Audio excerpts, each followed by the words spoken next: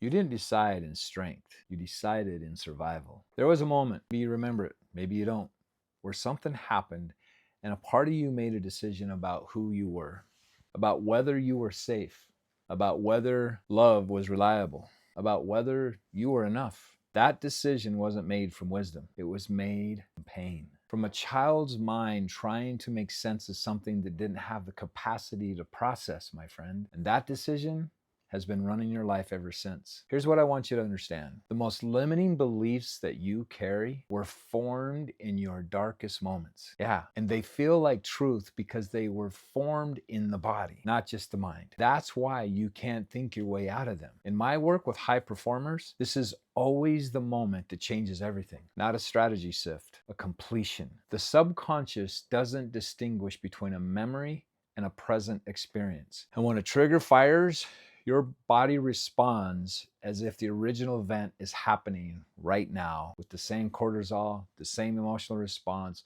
the same survival instincts. The pattern isn't irrational. It made perfect sense in its original context. It just never got updated. And that's what we do in the work. We go back to the origin point and we update that file. What this sounds like in a session, I've known this intellectually for years, but today I actually felt it differently.